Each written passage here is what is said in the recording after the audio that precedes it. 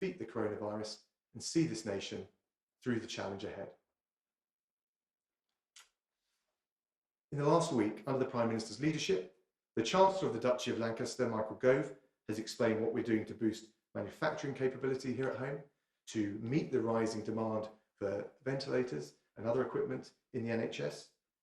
Business Secretary Alex Sharma has been setting out what the government is doing to support small businesses. And yesterday, Health Secretary Matt Hancock gave an update on what we're doing to bolster capacity in the NHS, including increasing the number of critical care beds. The FCO is supporting all of these operational priorities. So we're deploying the diplomatic network right around the world to source and buy ventilators and protective equipment so that we can reinforce the NHS frontline here at home. At the same time, we're working with other governments and the airlines to bring home as many stranded British nationals as we possibly can, prioritising our most vulnerable citizens. On commercial flights, we've helped over 200,000 UK nationals come home from Spain, 13,000 from Egypt, 8,000 from Indonesia. We've also chartered flights from 7 different countries, bringing home more than 2,000 British nationals. We've repatriated a further 1,550 from cruise ships, including most recently the Coral Princess and the Zaandam. And for those travellers who are still stuck abroad, we're doing everything we can to keep international airports open, to keep commercial flights running, and to charter flights when there are no other options under the new arrangements that I announced last week and which have now been agreed with 14 airlines. We've allocated £75 million to support those arrangements. We've already had flights back from countries including Peru, Ghana, and Tunisia. And we're fixing further flights from India, South Africa, Nepal, and the Philippines, which will fly later on this week. So I want to reassure people that every arm of government is doing everything it possibly can to defeat the coronavirus and rise to the challenges that it presents us at home and abroad. Last night, Her Majesty the Queen reflected on the national spirit of unity and resolve that we're seeing in our country, as well as the collective effort we need to tackle the disease. From our heroic doctors, nurses and care workers, through to those manning the tills at supermarkets and pharmacies, those driving the lorries and the buses, they're all worthy of our applause, they're all worthy of our admiration. And on that note, both the Prime Minister and I would like to thank all the NHS staff for their truly heroic work. And we urge the public to continue to follow the government's advice, to stay at home, protect the NHS and save lives. And on that note, I'm going to pass over to Angela for an update on the latest data. Thank you. If I could start with a first slide, this is about the work that we have all been doing in order to stay at home. So what you see there is how much change there's been in how we use transport. And the orange line, I think, is the one that shows us across the whole country how national rail usage has fallen right down to below 20% of what it was during February. And you can see with other ways of moving around, they are also much, much lower than you would normally expect at this time of year. You can see that on the 23rd of March, so 2 weeks ago today, it really, really fell very dramatically. The efforts all of us are making to stay at home and save lives are working. There are, if I can have the next slide, the growth in the number of cases in our hospitals is not as bad as it would have been if we had not made these efforts. So it is working, but the big question is the virus spread slowing down enough to make hospital admissions stabilise and then even fall? If I could have the next slide, please. So these are people being admitted to hospital with COVID-19 across different regions of Great Britain. And what you can see is that having risen very steadily up until around about the 1st of April, they're now starting to show a more complicated behaviour and starting, we hope, to slow down. But it really is too soon to see the effects of the big changes we all made to our lives from the 23rd of March onwards. Because remember, that's only 2 weeks ago. And it takes several weeks after you become infected for you to realise that you're ill enough that you really need to be in hospital. So we're all watching these numbers very, very carefully, and we're very much hoping that what's going to happen next is they will at least stop rising. Next slide, please. The final set of numbers to look at today is the global comparisons of these very sad deaths from COVID. And this is the most lagged data. So these are data that show the date of reporting of deaths, and that can take a very long time after someone's died and can be rather variable how long that takes in different countries. And we will expect, even if the number of people being admitted to hospitals and ITU units does start to stabilise, sadly we do expect this number to keep on rising, because of course it takes time after people have been admitted to hospital for them either to get better or very sadly to die. And then of course it further takes time for those deaths to be reported. So I'll stop there and hand back to Dominic. Angela, thank you very much. So very happy to take questions. Laura Kunsberg from the BBC. Thank you very much, Foreign Secretary. Firstly, on the Prime Minister, if the Prime Minister is ill enough to need to be in hospital, how can he be well enough to run the country at a time of national emergency? Wouldn't it be better if he stepped back even briefly in order to recover properly? And if I could ask the medics, you say that the restrictions are working, but too early to tell the long-term effects. But what would your view on what a likely exit strategy from the restrictions be? Thanks, Laura. Well, first of all, on the PM, he was admitted to hospital for tests as a precaution only. And that was because some of the symptoms that he had when he first tested positive had persisted. He's had a comfortable night in St Thomas's, he's in good spirits, and he's being regularly updated, and he still remains in charge of the government, and we're getting on with all of the various strands of work to make sure at home and abroad we can defeat the virus and pull the country through coronavirus and the challenges that undoubtedly we're facing at the moment. Angela, do you want to comment on the... Yes, our advice has been very straightforward, that we need a good long time series of data on all of these stages of infection in order to be able to tell what the impact of the measures that came in on the 23rd of March are going to be. It's too early to tell yet. We need to carry on following those instructions so that we can work out 3 weeks later what actually happens in hospitals. Or is that give you the answers you need? Do you want to come back? I just wonder, there is increasing discussion about what the exit strategy from these restrictions should be. I would be interested to hear Angela or Professor Whitty's view on what they might anticipate, given all the uncertainties around. Again, our suggestion has been completely clear. We need to know how well the current restrictions are working before we can say anything sensible about what the next stage might be. The number one priority, Laura, right now is to stop the spread and to make sure that we can get past the peak. And I think that's the overriding focus of the government right now. And the other decisions can be considered in light of the evidence that we're taking from Angela and Chris in due course. Beth Rigby from Sky. Thank you. Foreign Secretary, one of your team, Africa Minister James Doddridge, today urged the Prime Minister to rest up and let others do the heavy lifting until he gets better. Do you not agree that the Prime Minister at this moment needs to rest, not work? And a question to Professor Whitty. First, welcome back. It's nice to see you back. We're entering the third week of lockdown. The government said it would review the lockdown at the end of this week. Given we're now approaching the peak of the epidemic, will you be advising ministers to keep these measures in place? And can you give the British people a sense of whether this will continue for weeks or months? Thank you. Well, on your question about the PM, look, he's in charge, but you're right, he'll continue to take doctors' advice on what to do next. And we have a team which, in the way I described, is full throttle, making sure that his directions and his instructions are being implemented and followed through, whether it's the purchase of ventilators through to the diplomatic effort to return UK nationals who are stranded abroad.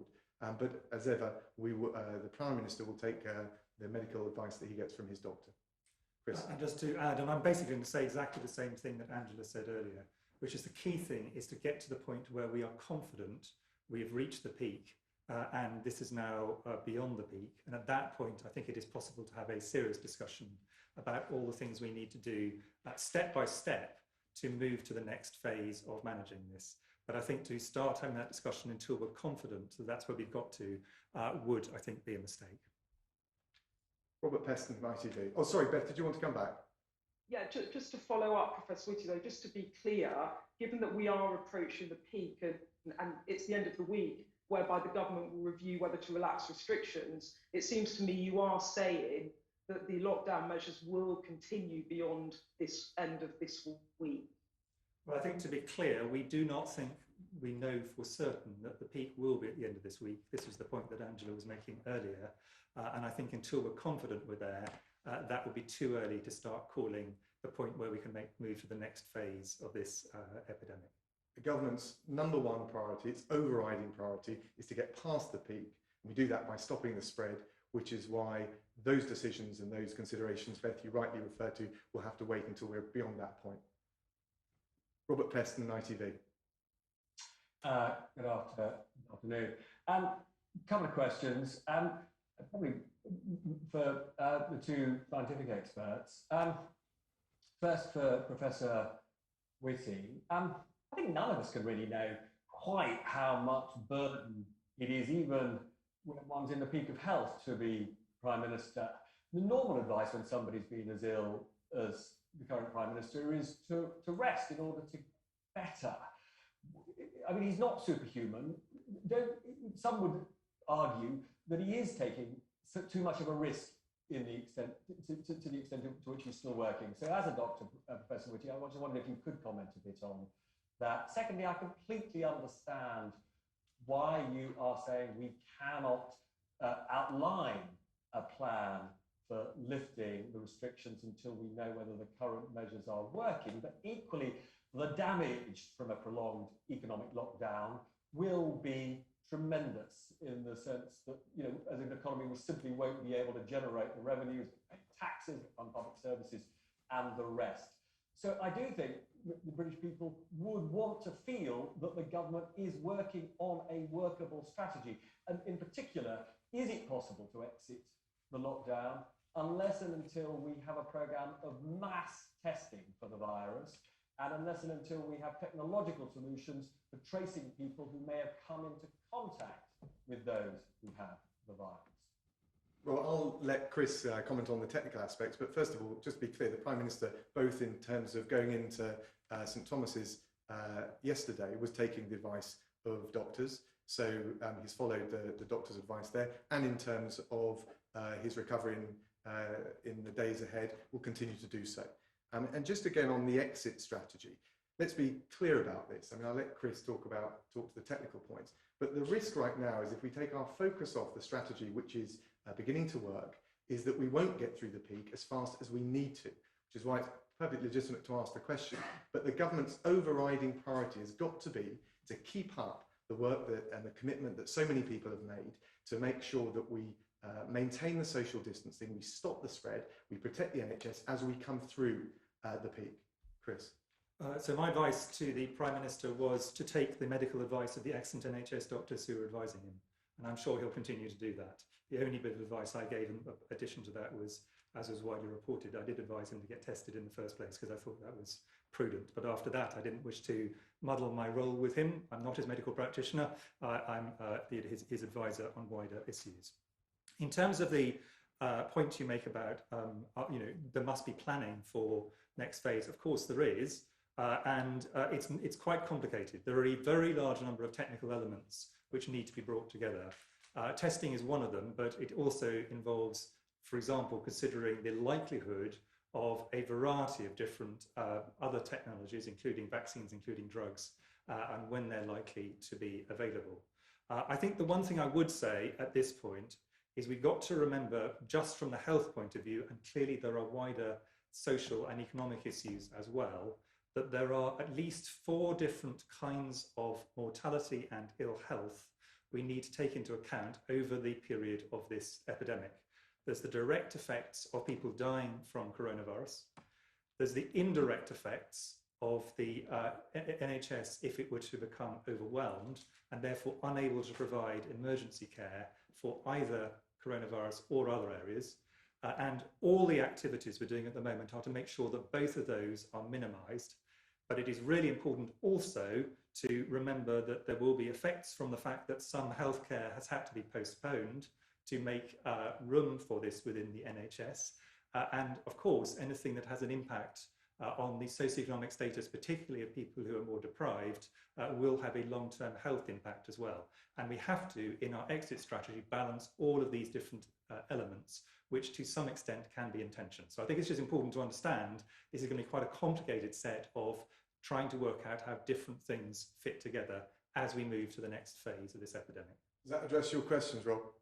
Well, except I'm just being thick, I suppose, but I don't really understand why talking about, you know, even if it's in the long term, the way we're going to exit, it somehow distracts from the imperative of social distancing. And I think everybody accepts social distancing is absolutely vital. But why do people hope that there is a plan to exit? Why does that, in a sense, reduce the urgency for people of doing what they're doing now? Well, I think the two reassurances I can give you are that work so that we can properly assess the measures that we introduced is in place, but also that we do not want to confuse the message right now because we are not past the peak. To get past the peak, we must have people respecting those guidelines. Otherwise, we undo all the good work that so many people have achieved and contributed to through their forbearance, particularly as the weather gets a bit warmer. And we can only make calculations about what we might do next if we have some reasonable data on how large the impact of what we've done is so far, and we can really only start to collect that from now, because we're now about 2 weeks after people would have got infected on the 23rd of March or later. Thanks, Angela. Victoria McDonald, Channel 4. Thank you very much. I was wondering, how does the number of patients in ITU beds in London right now compare with what you've been planning at this stage? And is there any suggestion that maybe you won't need as many beds as at the Excel Centre at the Nightingale as you had expected? Well, I don't know whether Angela or Chris, you want to that. I mean, there's a very long answer and a very short answer. The very short answer is our principal aim in both the fantastic response from the general public in terms of social distancing and all the things people have done and not done on that, and also of the NHS staff who built things up, is to ensure that the gap between the number of beds available for intensive care and those that are needed is always in a situation we have some room to spare.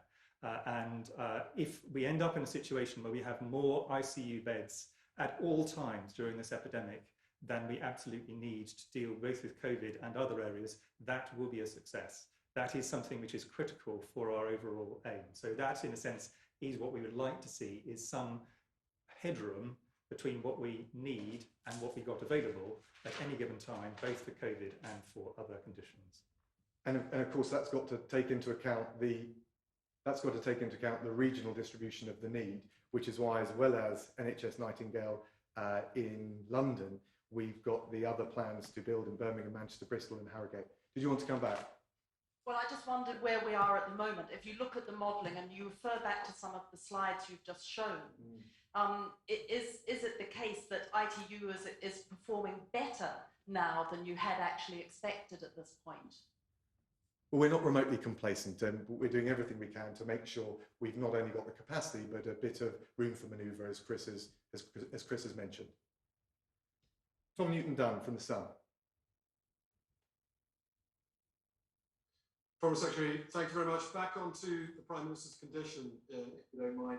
Two factual questions for you, Foreign Secretary. Have you spoken to Boris Johnson today, either by text or telephone, and have you taken over any of his security responsibilities, or is he also running that from his hospital bed? And to the CMO, if I may, can you explain why you recommended he go into hospital for testing? And can you possibly have a go at answering the question the Foreign Secretary didn't answer, explaining the contradiction, why the Prime Minister is sick enough to take up a valuable hospital bed, but well enough to still be running the country? Well, Tom, so I'm not going to comment on security matters, but I spoke to the PM over the weekend. I chaired the morning meeting that he would normally chair. He's been kept abreast of all the relevant developments. And of course, in terms of the balance that you described, and I'll of course let Chris comment, that's something that he will decide based on the medical advice he's received from his doctor. Chris, do you want to add? Yeah, I mean, to be clear, it was not me who recommended he went into hospital. That's entirely between him and his excellent NHS team. The only thing I recommended was that he got tested in the first place. I completely agree that this is a question for a discussion between him and his medical advisors who are outstanding. Tom, do you want to come back? Yeah, please. I mean, clearly the country is in some doubt about exactly how well the Prime Minister is. Mr. Whitty, can you possibly explain, is he in risk of catching pneumonia? Does he have pneumonia, or is there no chance of it at all?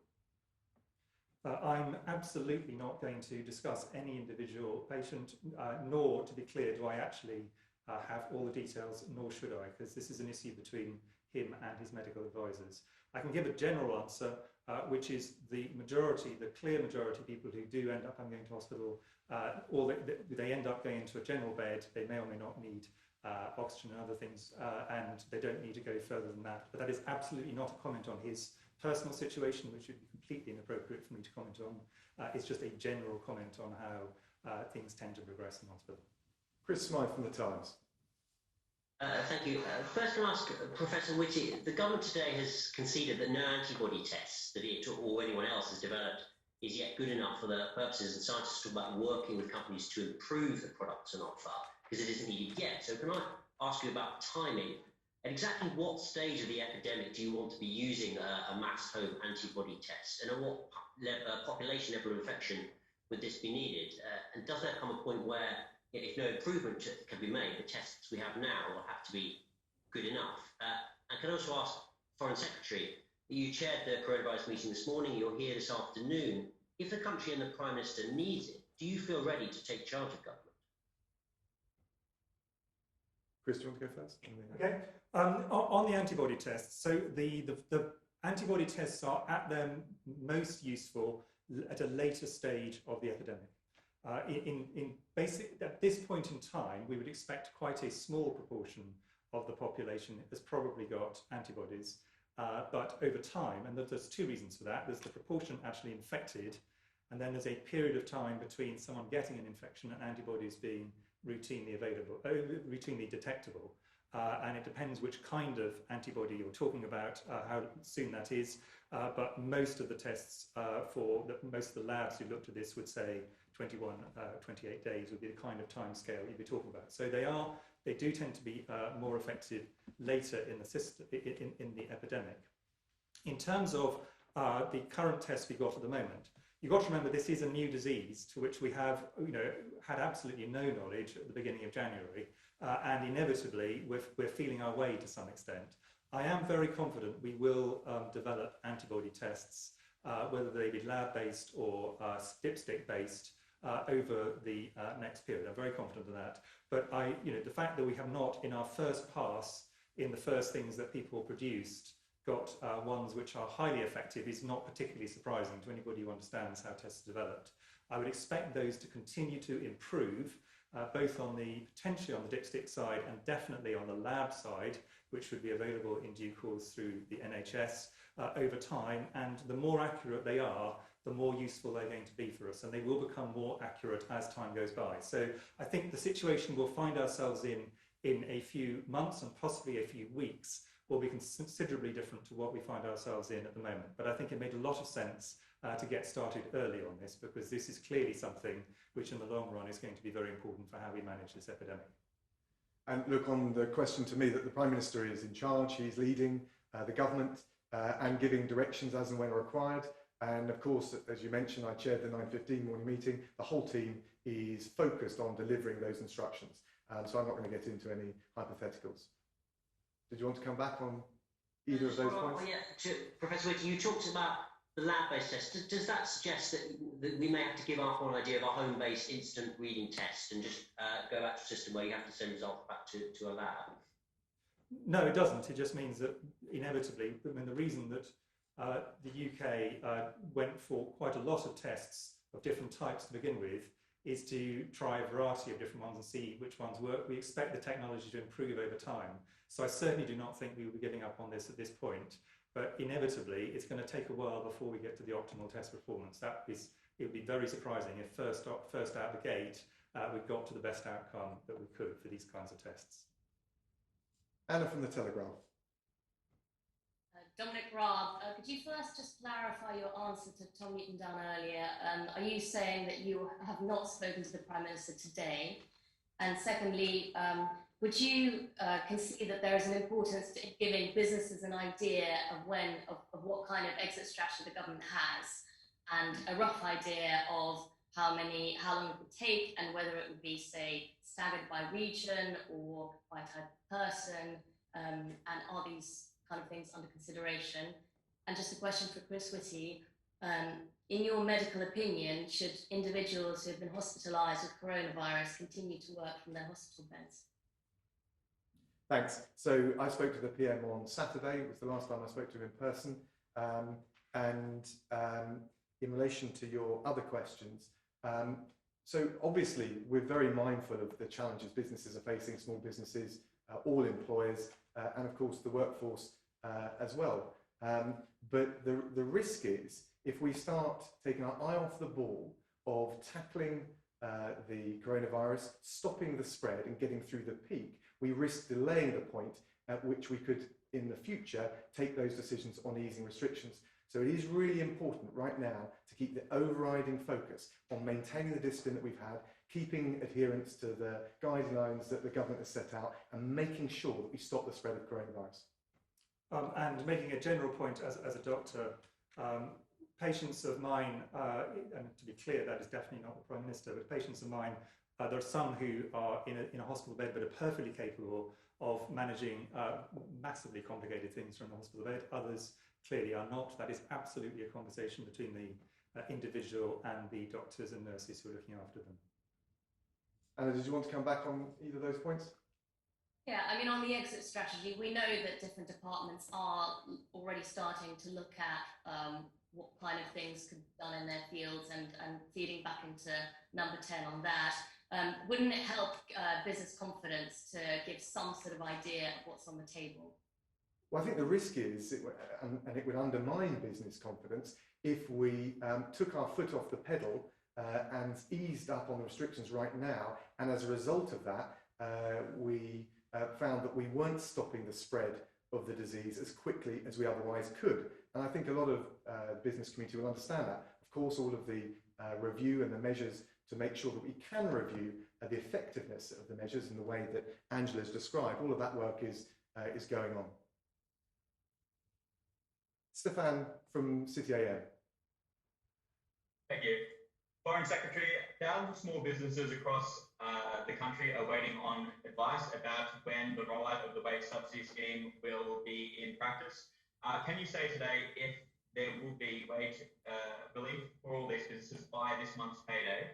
And furthermore, with only 1,000 business loans so far agreed upon by banks through your business loan scheme, does this show that banks are nervy to loan out to businesses? And what can the government do to ensure that banks act in the national interest through this time? Well, the Chancellor has already announced a £330 billion package to support businesses right the way through to employees. He will set out the further detail as necessary as soon as practical. Of course, we do want to encourage banks to be lending and providing the liquidity, particularly that small and medium-sized businesses need.